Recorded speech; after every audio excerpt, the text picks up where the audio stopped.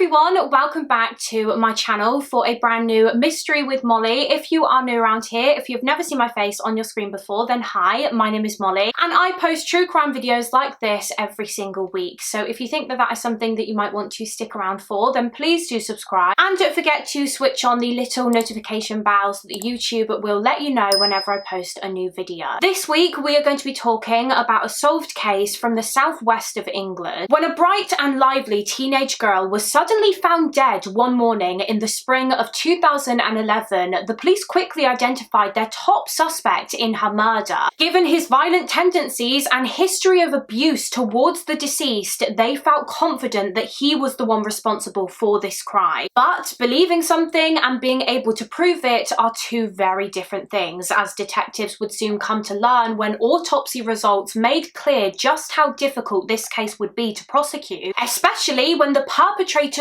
own parents appeared to be doing everything that they could to help cover up what their child had done. This is the story of a spoiled, self-entitled predator who'd spent his entire life believing that he could do whatever he wanted, get away with whatever he wanted, to the point where eventually he even believed that he could get away with murder. Join me as we delve into the tragic case of Emily Longley. But just before we get into the case, please listen carefully to the following. This video contains heavy themes such as coercive control and domestic abuse, including emotional, verbal and physical abuse. Domestic violence helplines are linked in the description box and viewer discretion is advised. So for this week's case, we are going back more than 13 years now to May of 2011 in Bournemouth, which is a coastal town located in Dorset on the south coast of England. And this is Emily Longley. She was a 17-year-old girl who lived in Bournemouth. Emily was born on the 22nd of February 1994 to her parents Mark and Caroline Longley, and she was one of two children. She had a little sister named Hannah who was just over a year younger than her, I believe, and by all accounts she had a lovely childhood for the most part. She was very close to her family. Her parents were very loving. They were a very tight-knit family of four, it seems. Emily was described by her family as being a very vibrant and lively young girl. She was very outgoing and kind and a lot of fun to be around, and everyone who met her would comment on just how gorgeous she was, how beautiful. She had this lovely blonde hair and these big blue eyes, and later in her life as she got older she had aspirations to get into modelling, but life wasn't always so picture perfect for Emily. You see, when she was as young as just a year and a half old, she was actually diagnosed with a condition called osteoporosis, a form of osteoporosis which, as I understand it, is a disease which greatly affects your bones, can make your bones really weak, and sadly this meant that Emily spent a lot of her childhood seeing different doctors and being in and out of hospital, which is not nice for a young child at all, is it? I'm sure it must have been a really scary time for her and her family. And apparently the kind of symptoms that Emily would experience alongside this included things like severe allergies and asthma and eczema, and she became intolerant to a lot of food, which was awful for her because, as I said, Emily was such a lively young girl, and this horrible disease that she had, she felt like was always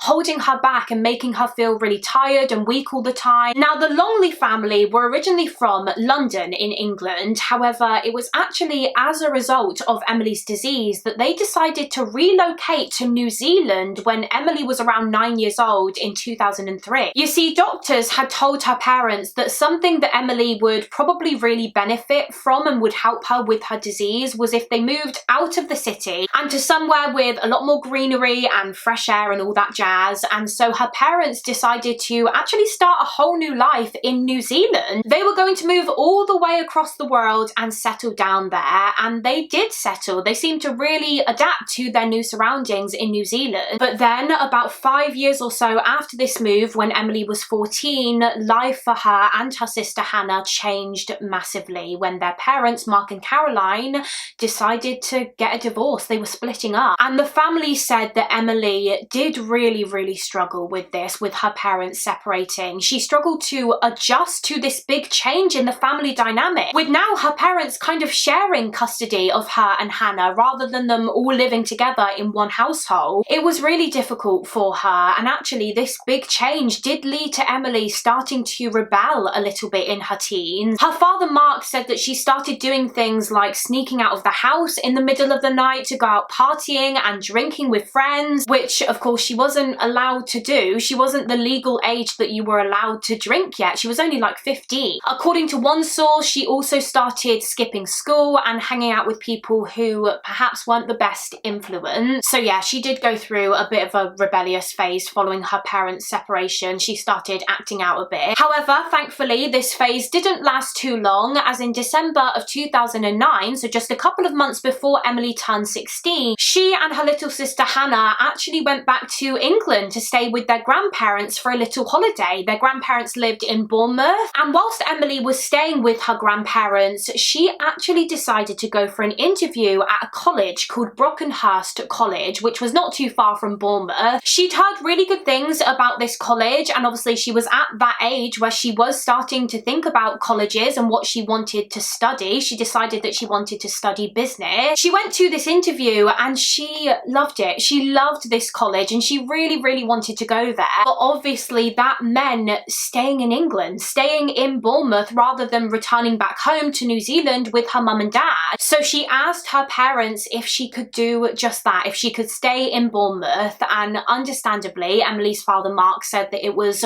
really difficult to make that decision, but ultimately they agreed to allow Emily to do this, to stay and finish her education in England on the other side of the world from them. I mean, truthfully, he said that Emily probably wouldn't have taken no for an answer anyway. She was so determined that she was going to go to this college. So if her parents said no, she would have found a way to go regardless. She probably would have secretly booked a flight and gotten it on her own to go back to England. But luckily, it didn't come to that. Her parents did say yes, and in August of 2010, 16-year-old Emily moved to Bournemouth in with her grandparents, ready to start her first year at Brockenhurst College. As I said, she started studying business. She also got herself a little part-time job working in Topshop, which is a clothing shop that we have here in the UK. She made new friends and she just seemed so happy. And it also seemed as though things were happening in Emily's love life too. You see, around her 17th birthday in February of 2011, Emily started mentioning to her family that she was seeing someone. She was dating a guy named Elliot Turner, who was about 3 years older than her. He was 20. Now, Elliot Turner was a very privileged young man, shall we say. He came from a very wealthy family. His parents were called Lee and Anita Turner, and apparently they owned a jeweller's business, which was very successful. According to articles, it was worth literally millions of pounds, so they were very well off. And I believe Elliot was their only child, so he was definitely spoilt a lot by his parents. They really seemed to dote on him, particularly his mother, Anita. Emily's grandparents' first impression of Elliot Turner was that he seemed to be quite a polite and charming and responsible young man. So initially, he seemed like a good fit for their granddaughter, and naturally her grandparents would report this back to Emily's family in New Zealand because they obviously weren't in England to meet him themselves. Emily and Elliot met a couple of months prior in December of 2010, and it would appear as though over the coming months they had quite an on and off relationship. They actually went on holiday together at one point to the Isle of Man, so to an outsider's perspective it would appear as though they had a good relationship. This was young love blossoming. However, in reality, the truth couldn't be more opposite to that, because it wasn't long before this charming mask that Elliot Turner would wear slipped and he became incredibly abusive towards Emily. You see, Elliot Turner was the definition of arrogance. He was such a self-absorbed, self-entitled young man who believed that he was, well, that he was better than anyone else really. As I said, he came from a very rich family and he would literally go around boasting about this, boasting about how much money he had. He would flash the cash constantly. And remember, this was his parents' money. This wasn't money that he had earned himself. himself. This was money that they would give him. Like I said, he was very spoiled, and he would mix with and socialize mostly with other young men who also came from very rich backgrounds. In fact, his friendship group literally called themselves the Firm, and Elliot very much saw himself as being the leader of the Firm. He was the one who called the shots. But as well as that, he was also someone who would exaggerate a hell of a lot. He would lie about things he had done to impress people. He would boast, to the point where his friends literally gave him the nickname of All Talk Turner. He was known as a bit of a party animal, constantly going out and drinking with his friends, using drugs like cocaine, going to different nightclubs, and constantly trying to get with different women. In fact, sources describe Turner as literally having an obsession with women. He would flash the cash at them and take them out for dinners and drinks, but I mean, the way that he spoke about them was very disgusting and disrespectful. He would refer to women as birds and bitches, and he saw women as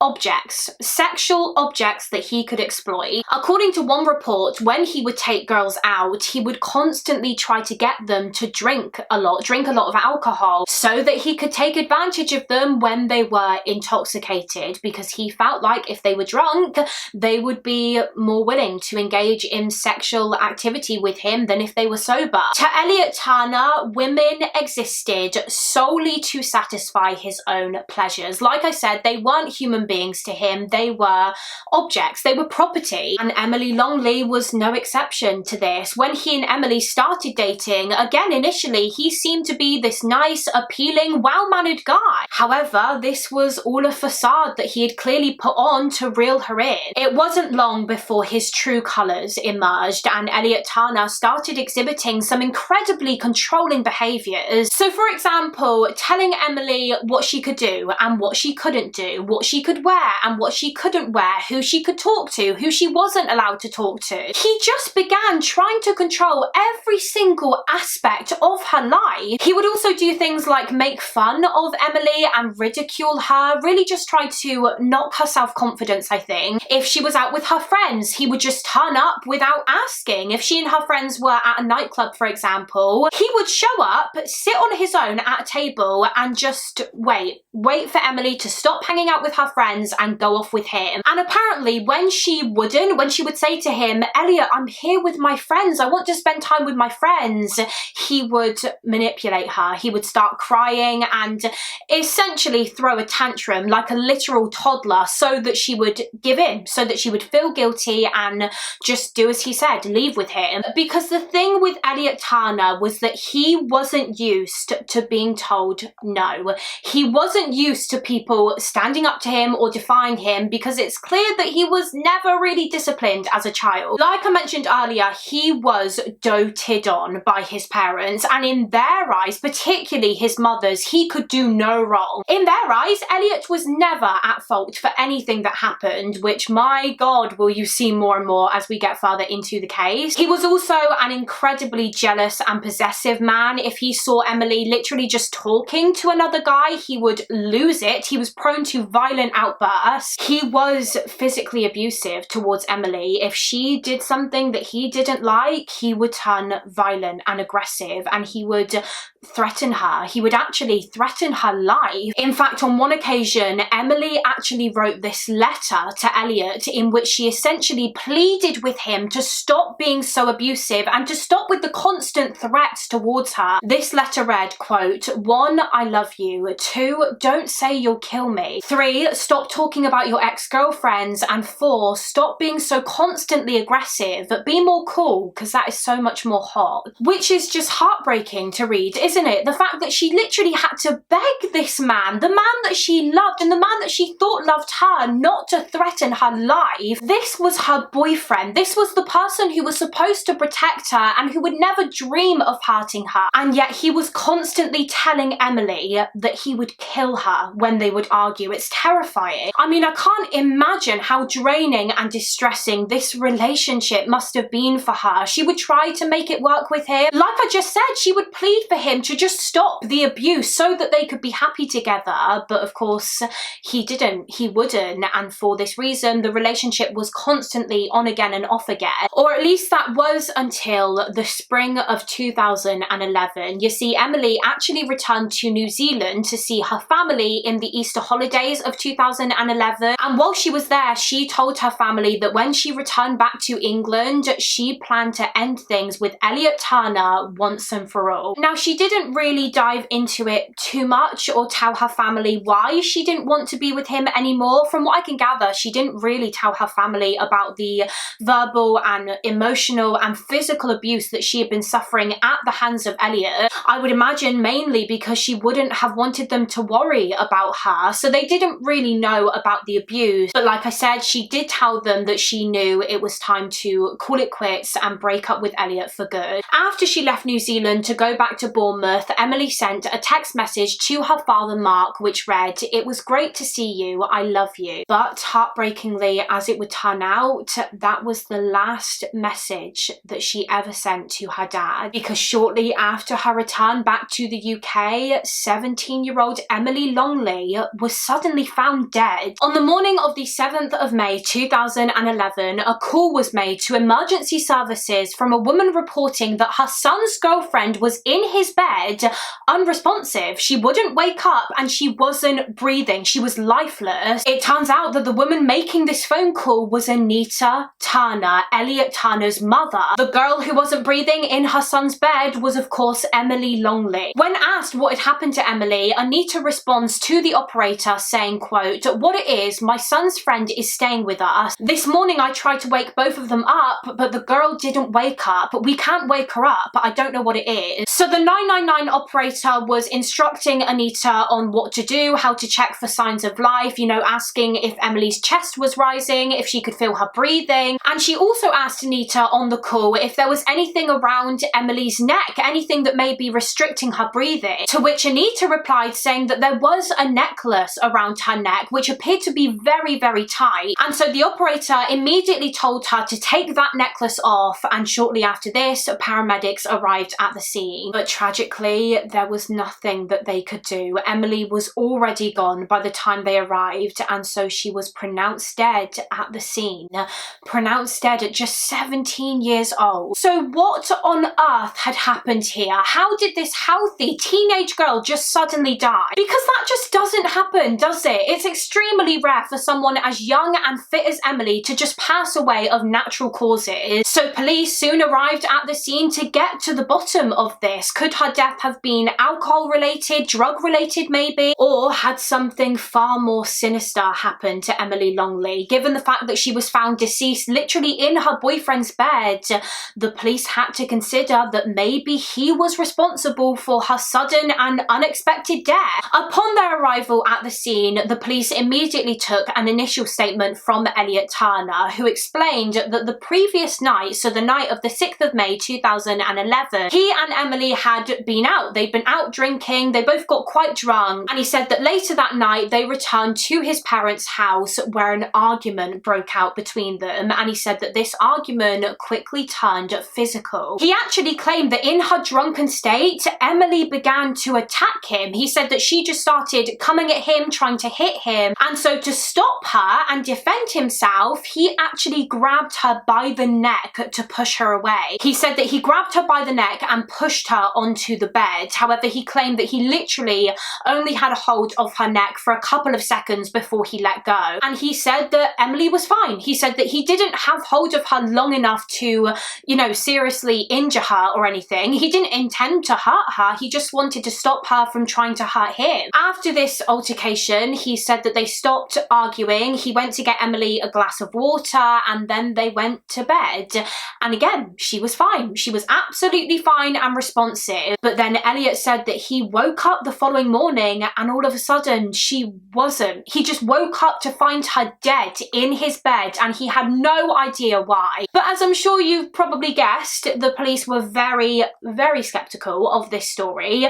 What do you mean 1 minute you had your hands around her throat but she was fine and the next she was dead? That just does not add up, and so Elliot Turner was immediately taken into custody for further questioning. Meanwhile, of course, the police's first task was informing Emily's family of the heartbreaking news. Her grandparents were informed and her parents and sister over in New Zealand were informed, and of course they were absolutely devastated. And whilst all of this was going on, detectives were called to the scene, to the Turner's house to examine the scene and to start trying to build a picture of what had actually happened to Emily Longley. So as we know, Emily was found lying on Elliot's bed in his bedroom. She was fully clothed. She was wearing some denim shorts and a denim top, which are the same clothes that she'd been wearing the previous night while she and Elliot had been out drinking. And to be honest, just looking at Emily's body, you wouldn't have thought that anything particularly violent had happened to her. She didn't appear to have any bruises on her body, any signs of a struggle or self-defense injuries. The only thing the detectives really noted was this mark on her neck, which they quickly determined had probably come from her necklace. Remember on the 999 call, Anita Turner told the operator that her necklace was very tight around her neck, but that was it really. There were also no signs of a struggle in the actual bedroom itself. It wasn't like things had been knocked over and moved about as if a fight had taken place. The room was neat and tidy. So the actual crime scene itself didn't offer up much in terms of evidence. It didn't really help the police to make sense of what had happened at all. So it seemed like they were going to have to wait for the results of Emily's autopsy to know exactly how she had died. So whilst they were waiting for her post-mortem to be carried out and with no evidence found at the scene, the investigators began delving further into the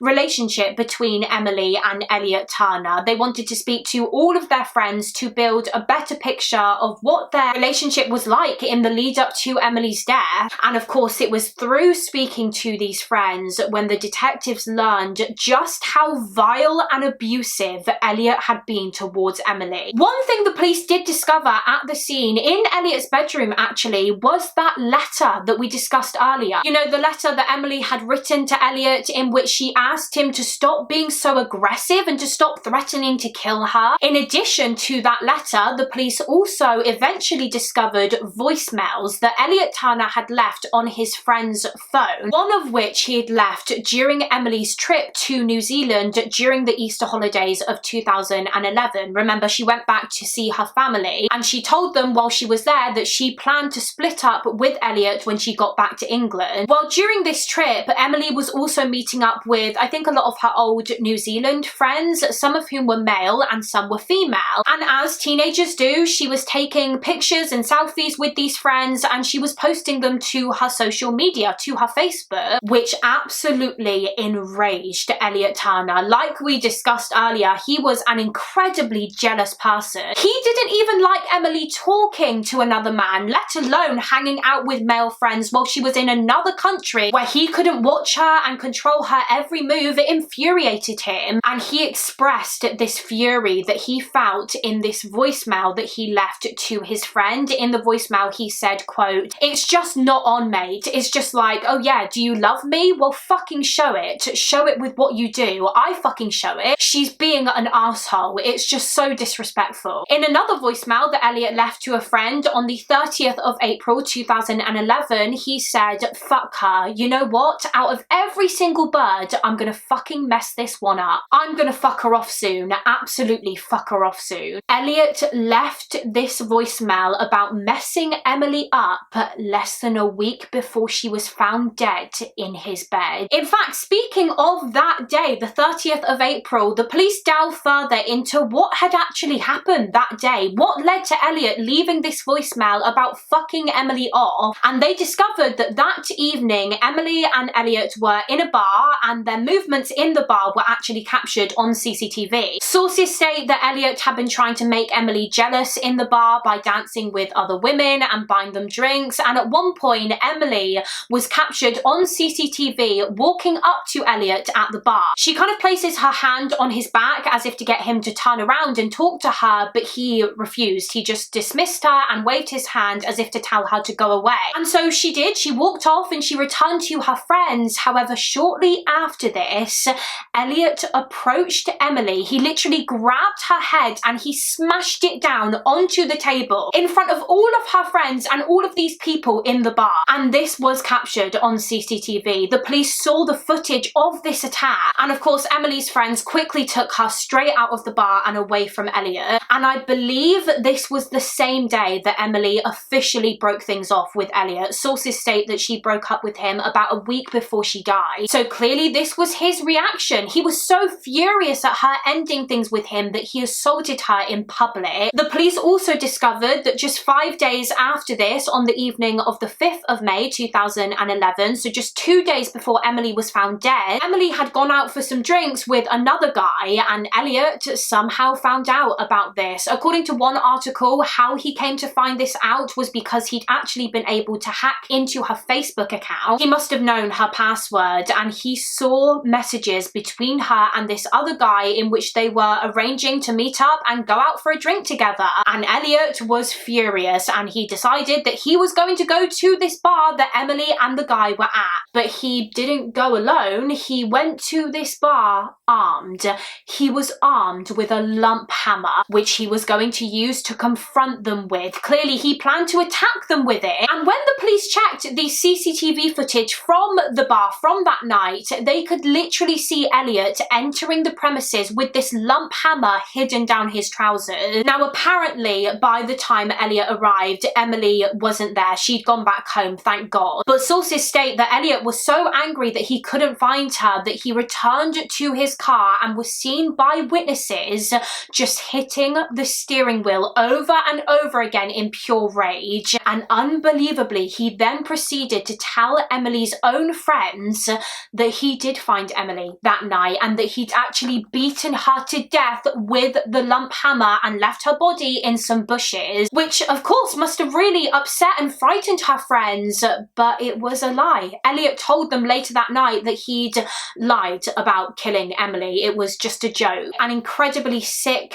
and twisted joke, and he made this joke about killing Emily just days before she was found dead. Now, obviously, following the discovery of Emily's body, one of the very first things the police needed to do was to actually piece together both her and Elliot's movements the evening before that 999 call was made. So the evening of the 6th of May. Where had Emily and Elliot been that night? What had they been doing? And how and why did Emily end up back at his house where she was found dead on the morning of the 7th? So that Friday night, the police established that once again, both Elliot and Emily had been on a night out in Bournemouth, like Elliot had told them in his initial statement. Now, they hadn't gone out together. Emily had gone out with her friends, and I think he'd gone out with his friends. Emily and her friends got to the bar that they were going to shortly after 9 p.m. that evening, and not long after this, Elliot turned up. He'd clearly followed Emily there. She had no idea that he was going to show up. It's reported that an argument between Emily and Elliot broke out in the bar. I can imagine that she was angry at him turning up because, I mean, it would have been obvious that he was following her. And apparently he got really angry at Emily because of what she was wearing that night. She was wearing this denim top and denim shorts, which Elliot felt were too short. They were too short for her to be wearing, and he was furious that she was wearing them. Even though they weren't even together anymore, as we know, Emily had broken up with him by this point. Not that he would have had a right to get angry at her for wearing them, even if they were still together anyway. But he was angry at her for wearing these shorts, and so he started shouting at Emily, calling her horrible names. Apparently he called her a whore, and this resulted in Emily picking up her drink and throwing it at Elliot. And upon looking into Elliot's phone records, the police discovered that he had been sending text messages to his own mother, Anita Turner, that night, in which he once again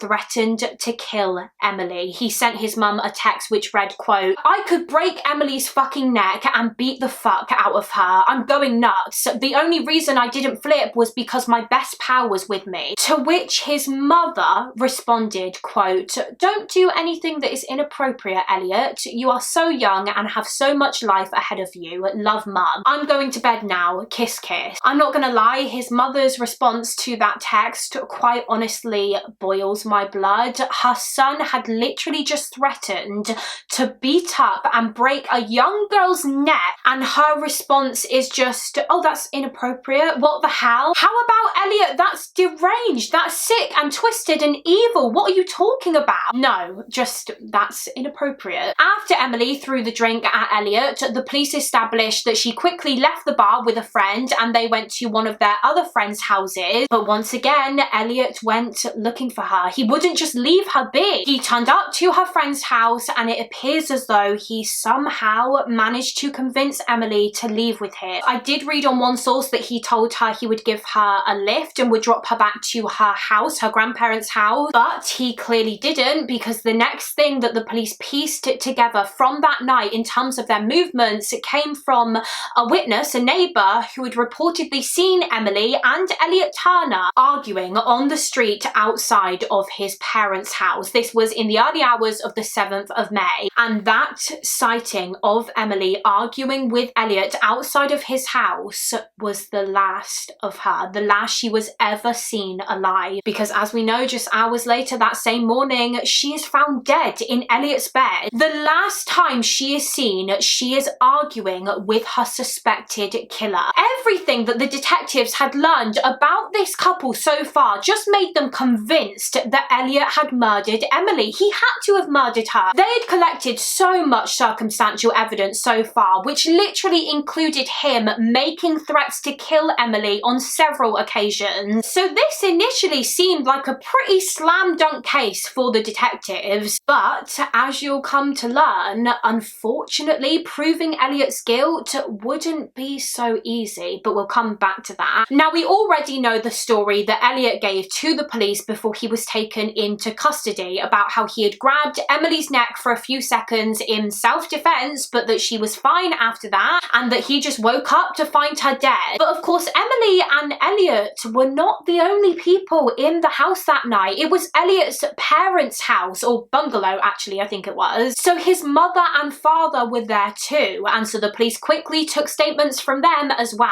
And his mother, Anita's story was actually really confusing, to be honest. So for instance, when the police started asking her questions about the relationship between her son and Emily, she started saying things like, oh yeah, it was a great relationship. She didn't know of any arguments between them or any problems. She said that they both seemed to be really loving towards each other. She was almost desperately trying to make out like Emily and Elliot were good together and that they were happy together, which of course we know is not true, and Anita knew full well was not true, because just the evening before Emily was found dead, her son had messaged her saying how Emily is driving him nuts and how he wants to break her neck. That doesn't sound like a very loving relationship to me, so why was Anita lying? Well, clearly it was to protect her son. She probably hoped that if she made him out to be this perfect boyfriend and how they had the perfect relationship, then hopefully the police wouldn't suspect foul play, you know? In addition to that, when Anita Turner was asked what she could remember about the events of that night, if she had seen or heard anything, she actually changed her story. So when she was first asked for her account, Anita Turner told the emergency services at the scene that at around 5 AM on the morning of the 7th of May, she woke up, she got out of bed, and she remembered seeing both Elliot and Emily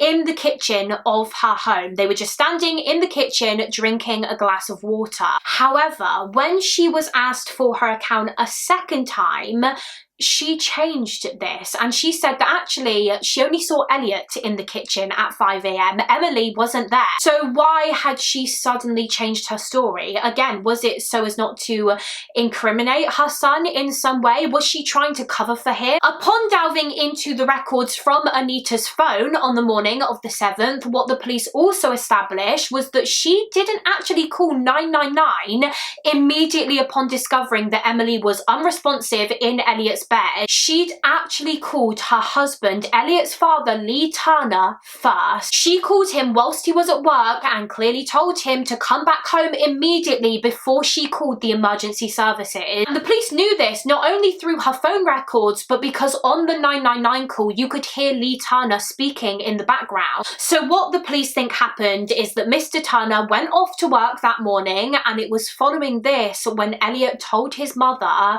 that Emily was dead in his bed because he'd killed her. And so not knowing what to do in this situation, Anita Turner called her husband, told him to come home from work so that they could all figure out how they were going to make Emily's death look like an accident or as a result of natural causes. And then eventually, once her husband was back home, she called 999 and pretended on the phone call as if the family had only just noticed that Emily was dead. I mean, that has to be the only plausible explanation for this delay, for for the delay between her discovering Emily was dead and her call to 999. So again, evidence was really mounting against Elliot Turner here. Wow, not just against him now, but against his parents too. They were clearly guilty as well, not of murdering Emily, but of helping their son cover up this crime. However, having said that, the police were hit with a bit of a blow in the investigation when they received the results of Emily's autopsy. You see, these results made them realise that prosecuting Elliot Turner for the killing of Emily Longley was going to be much more difficult than they first thought. Because would you believe it, the coroner couldn't actually determine how Emily had died. Her cause of death was labelled as unascertained. There were no obvious internal or external injuries found, and due to the fact that there weren't any bruises to Emily's body, like any bruises to her neck or anything, I think the police were initially thinking that maybe Emily had been asphyxiated via suffocation. Maybe Elliot had smothered her with a pillow or something. However, the coroner just couldn't confirm this. The results of her autopsy were simply inconclusive. Her cause of death was unknown. There was no indication that she had died of like alcohol poisoning. Toxicology reports ruled out her cause of death as being drug related. Her post-mortem didn't rule out that this was murder as the police believed, but it also didn't confirm it either. So the detectives had hit a bit of a brick wall here. Despite the autopsy results, they were still sure as ever that Elliot had killed Emily. But like I said, proving it without a definitive answer as to her cause of death was going to be incredibly tricky, especially because if you think about it, all of the evidence that they had gathered so far against Elliot Turner was circumstantial. It was a hell of a lot of circumstantial evidence, don't get me wrong, from the voicemails he had left his friends in which he was heard threatening Emily, the text messages that he'd sent to his mother, the letter that Emily had written in which she pleaded with him to stop saying he would kill her, the statements from Emily and Elliot's friends in which they described the abuse she had suffered at his hands, the CCTV footage from the bar where Elliot was captured assaulting Emily, the report from the neighbour who had seen them arguing outside Elliot's house just hours before she was found dead, the fact that his mother suspiciously changed her story, and the delay in her calling 999 upon discovering Emily dead. I mean, it almost seems like the list of circumstantial evidence goes on and on in this case, doesn't it? But the fact still remains that it was just that. It was circumstantial evidence. The police didn't actually have anything concrete directly linking him to Emily's murder because the pathologist couldn't even confirm that it was murder. And if they decided to go ahead and charge and prosecute Elliot for murder anyway, of course the defense at trial would simply say, well, you can't prove that he killed her because you don't even know for definite her cause of death. The police knew that they needed more. What they needed really was a confession from Elliot Turner, but of course he was not going to give one. He was formally interviewed by the detectives the day after Emily was found dead on the 8th of May 2011, and he wouldn't say anything, admit anything to the police. He just responded with no comment to every single question that he was asked. Sickeningly, he would actually grin and laugh at some of the questions the police asked him. They were asking him questions about the sudden and unexpected death of his ex-girlfriend, and his reaction was to laugh. Doesn't exactly scream innocent, does it? It honestly just seemed like he couldn't care less. He displayed no emotion, no feelings of upset or grief. He was just laughing. And as I said, he kept saying no comment. And frustratingly, the police were forced to release Elliot Turner on bail shortly after this interview, because obviously the police can only hold someone in custody for so long before they either have to let them go or charge them. And as we've discussed, they didn't have enough evidence to be able to charge him, and so he had to be released. And the police were really struggling to work out what they were going to do here. Without a cause of death and without a confession, how the hell were they going to prove to a jury beyond a reasonable doubt that Elliot Turner was responsible for the murder of Emily Longley? Well, the police did start to think, okay, if we can't get a confession out of Elliot Turner directly,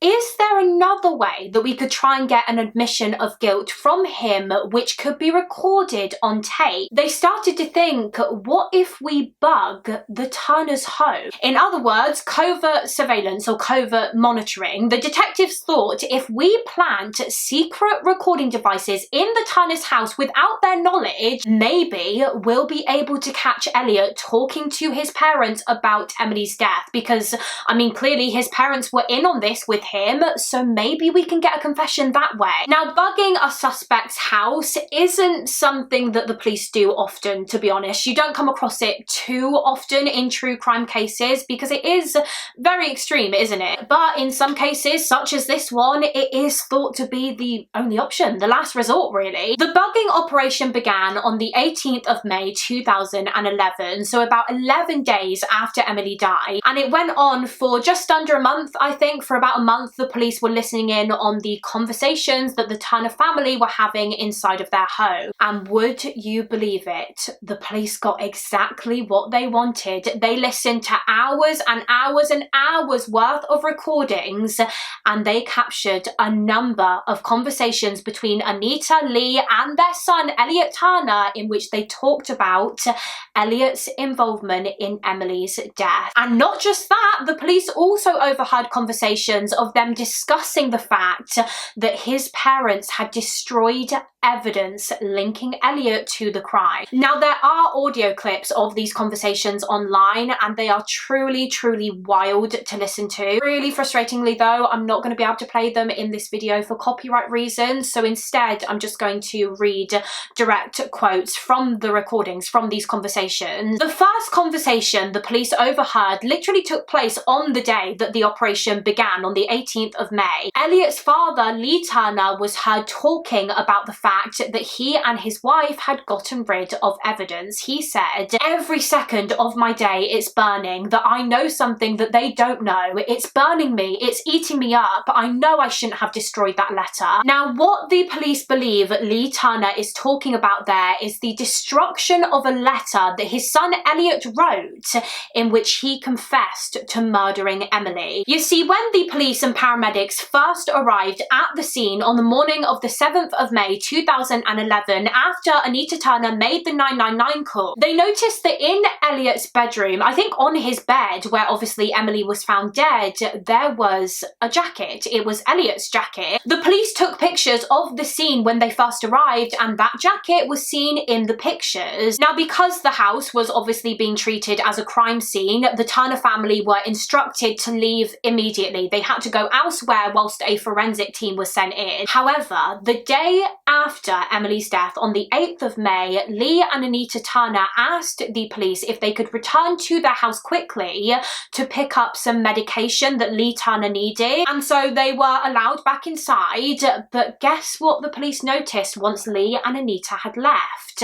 That jacket that was on Elliot's bed was suddenly gone. It was there 1 minute, and then as soon as Lee and Anita turned up, it vanished. Now, they were asked about this, about how this jacket had gone. Had they taken it from the scene? However, they denied it. They were both adamant that neither of them took Elliot's jacket, but I mean, the police knew they were lying. Realistically, they were the only people that could have taken it and would have taken it. Would have had a reason for wanting to remove this jacket from the house. That reason being, the police believed, was because inside of the pocket of the jacket was a written confession from Elliot Turner. After hearing the recording from the bugging operation, in which Lee Turner talks about destroying a letter, the police theorized that after killing Emily, Elliot confessed in a letter. He confessed to her murder, and then he put this letter in that jacket. And so when he told his parents about this, they decided that they needed to quickly retrieve this jacket and this letter before the police found it, and that was the real reason that they asked to be let into the house on the 8th of May. Mr. Turner was also overheard saying, quote, "What we did there was destroy vital evidence. We've perverted the course of justice. That was a confession." Mr. Turner was even heard mentioning to his wife how he disposed of this letter. He said, "That letter I destroyed with bleach," saying that he's killed her but that he didn't mean to do it, to which Anita replied, "No, he didn't say that. No, sorry, he didn't say say that. And Lee Turner responded, "Stop denying it." Anita goes on to say, "No, I am denying it because he didn't. It just says it's self-defense. He doesn't know what it is." To which her husband replied, "He fucking strangled her." Jackpot. That was the first time the police had heard someone admitting that Elliot had strangled Emily that night. It's really interesting though, isn't it, how they both took a very different view of this whole situation. Whilst both Elliot's parents had obviously helped him to cover up this crime, it's interesting how in denial his mother Anita clearly was. She was so in denial about the fact that her son was a twisted killer. He'd clearly spun this story about how he killed Emily in self-defense, and she so desperately wanted to believe that, whereas his father Lee almost seems to be trying to get through to his wife that no, this wasn't self-defense, this was murder, he strangled her. I mean, they're both as bad as each other, in my opinion, for helping their son to cover this up in the first place, but it's so interesting how in Anita's eyes, it's almost like her son can still do no wrong. He's literally killed someone and she's still defending him, even to her own husband. A couple of days after this, on the 21st of May 2011, another conversation between the Turner family was overheard by the police, in which Elliot actually tells his parents how he attacked Emily. He said, quote, "I just flipped, grabbed her, and I fucking grabbed her as hard as I could, and I went, fucking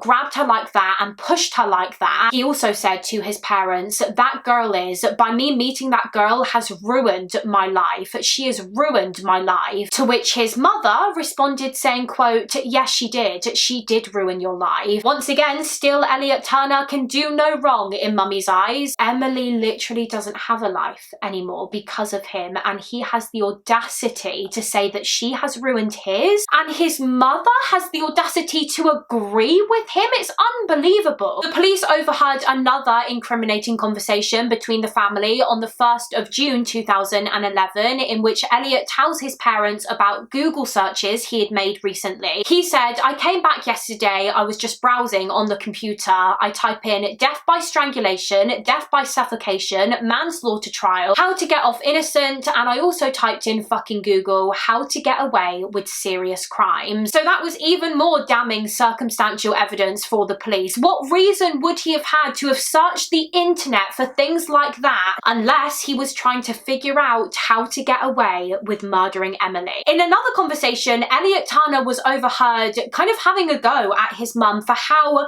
bad it looked, the fact that there was a long delay before she called 999 to report finding Emily unresponsive, the fact that she called her husband Lee and ordered him to come home before she called the emergency services. Elliot said, quote, "You need to say that phone call wasn't about Emily. That phone call was about Elliot for work because he's being a lazy bastard. I was complaining to his dad." He also went on to say, "You look so guilty. You look so guilty by ringing the father." And from a policeman's point of view, it's so obvious. At one point, Lee Turner was heard saying, "The truth will come out, Elliot." To which Elliot replied, "What truth? The fact that I said I was going to kill her, sent text messages that said I was going to kill her, I went into a club with a weapon? That is the truth. That's gonna come out. It's gonna fuck me when I go to court. I'm gonna be fucked." The covert operation came to an end on the 14th of June 2011, and thankfully, the police got the result from it that they wanted. They got these incredibly damning and incriminating conversations between the Turner family on tape. Taped confessions which clearly proved Elliot's guilt, proved that he was responsible for Emily's death. And now detectives felt that they had what they needed to finally arrest and charge him. And so that's exactly what they did. On the 19th of July 2011, 20-year-old Elliot Turner was arrested on suspicion of the murder of 17-year-old Emily Longley. And of course, he wasn't the only one who was arrested. His parents were too. Lee Turner said it himself in the recordings. They'd committed a crime for helping their son to cover this up. And so Lee and Anita Turner were arrested for perverting the course of justice justice. The police confronted Elliot with this new evidence that they had against him. They played him the secret recordings in which he was heard talking about how he attacked Emily, how he'd made these Google searches, how his parents had destroyed a letter that he had written in which he confessed to killing her. However, just like in his initial interview, he refused to say anything. He once again responded to every single question with no comment. He had no intention of making any admission of guilt to the police, and so clearly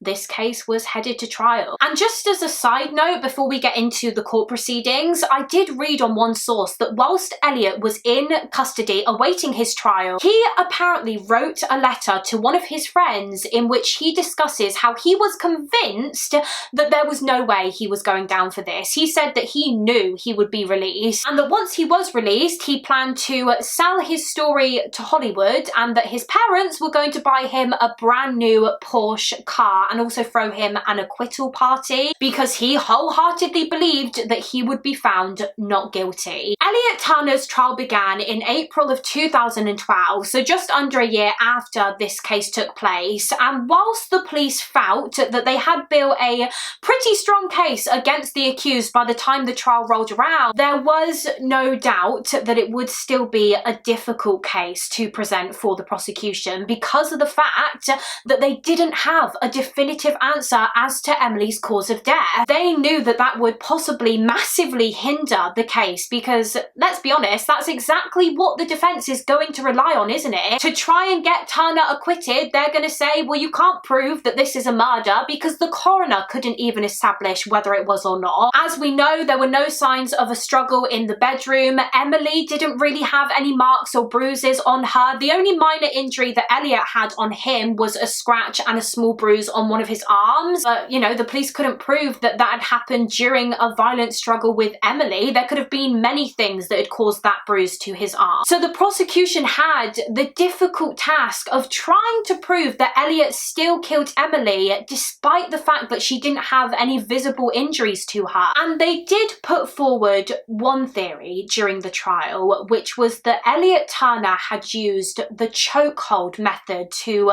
control Emily, render her unconscious, and subsequently kill her. The reason they believed that this may have been what happened was because one of Elliot's friends was actually brought forward as a witness during the trial, and he testified that just the day before Emily's death, on the 6th of May 2011, Elliot Turner had been talking to him about all the ways that he could kill his ex-girlfriend Emily Longley. Elliot was saying things like he could drown Emily, or he could set her on fire, or he could strangle her in a chokehold. In fact, this friend even said that that day Elliot literally practiced the chokehold on him. He had his friend round the neck and he gripped tightly, and this friend said during the trial that he was literally terrified because Elliot would not loosen his grip. He genuinely thought that Elliot Turner was going to end his life. So of course, when the police heard that he'd practiced this maneuver just 24 hours before Emily died,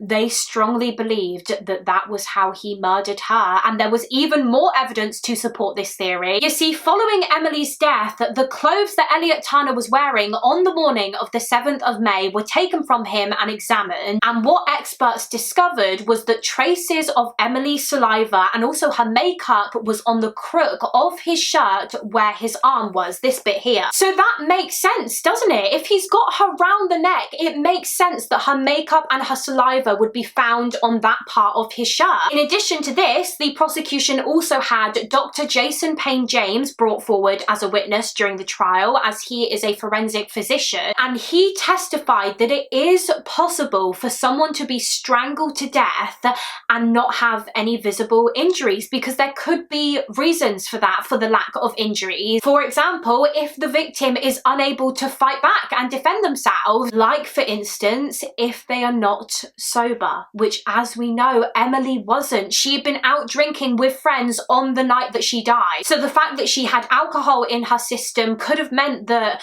you know, her reaction times wouldn't have been as fast, and she wouldn't have had the strength in her to try and free herself from Turner's grip. So this is all starting to add up now, isn't it? Elliot Turner himself was cross-examined during the trial, and as you would expect, he acted as though he couldn't have cared less, really. He showed no no remorse or upset. He was arrogant as ever. His parents, Lee and Anita, were also cross-examined, and again, as you would expect, Anita Turner tried desperately hard to portray her darling son as being the victim in this whole thing. She was also played a recording of the 999 call that she made on the morning of the 7th of May during the trial, and if you recall from earlier on in the video, we talked about how during the call, Anita Turner kept telling the operator about how Emily had a necklace very tight around her neck, and it obviously became clear that she did that. She kept saying about this tight necklace around Emily's neck because she hoped that the operator and the police would believe that the necklace had strangled Emily and caused her death, not her son. During the trial, the prosecution presented the jury with all of the evidence the police had gathered. They detailed the history of abuse that Emily suffered at the hands of Elliot Turner throughout their on-off relationship. They showed the letter that Emily wrote in which she told Elliot that she loved him and she asked him to stop threatening her life. They played the recordings of the incriminating conversations between the Turner family, which had been captured during the bug operation. They played the voicemails that Elliot had left friends in which he said he was going to mess Emily up. They had many friends give evidence against him. And when the trial came to a close in May of 2012, the jury were obviously sent off to deliberate,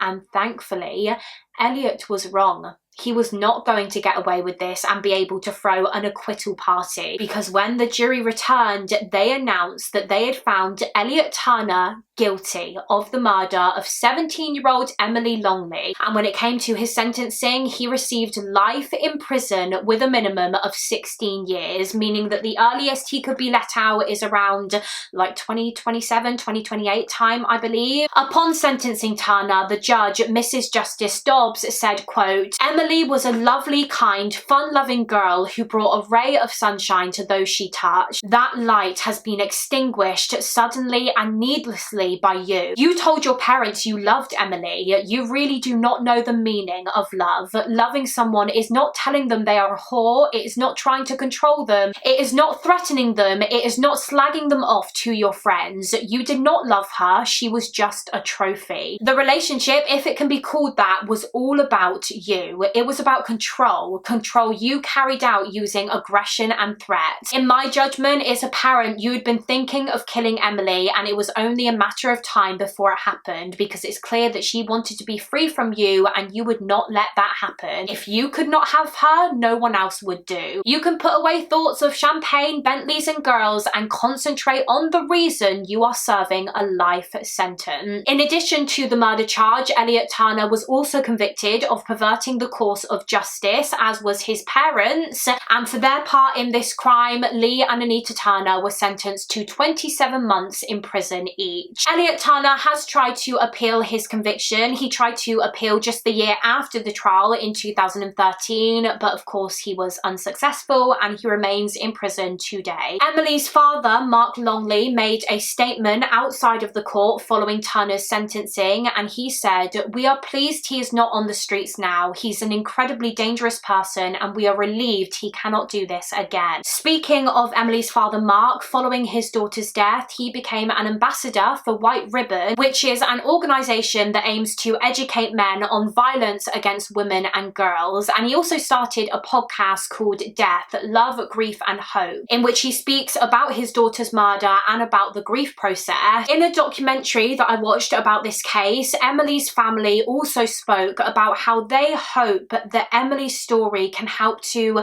educate people on domestic abuse and make them aware of the red flags when it comes to abusive and controlling relationships, because Emily's father, Mark, believes that despite everything that Elliot Turner did to Emily throughout their relationship, she still probably didn't fully grasp just how dangerous he was, how much danger she was in when she was around him. So if Emily's story can bring attention to those red flags that abusive partners can display, such as, you know, having a short temper or trying to control what you do and who you talk to and trying to isolate you from the people in your life, If Emily's story can raise awareness of that, then hopefully other victims can recognize them sooner and try to get themselves out of these dangerous relationships and reach out for help before it's too late. Because that's something that it seems as though Emily never really did. I touched on this earlier, but it doesn't appear as though anyone in her family was really aware of the abuse that she had been suffering at the hands of her boyfriend. Maybe that was because she downplayed it in her head. Maybe she felt like she could deal with it on her own. But who knows? Perhaps if she had confided in them more, they would have been able to help keep her safe from this evil man. But that concludes this case. That is the case of Emily Longley. A really, really tragic and infuriating case. Emily was just 17 years old. She hadn't even entered her adult years yet. She had her whole life ahead of her and it was just taken away just like that. And I'm not gonna lie, the thought that Elliot Turner's minimum sentence comes to an end in just a couple of years now terrifies me. The thought of this man ever being let out is just so scary. But yeah, that is it for this case. As always, please do let me know your thoughts and opinions on the case down below in the comments. I would love to hear what you guys think. And also feel free to let me know of any other cases that you would like to see me cover on this channel. They can be solved cases, unsolved cases, serial killer cases. Again, you can just pop them in the comments below, or alternatively, I do have a case request form linked in the description box if you would prefer to go through that. Thank you all so much for watching. Please do give this video a thumbs up and subscribe if you haven't already, and I will see you again next week for another mystery with Mollie. Bye.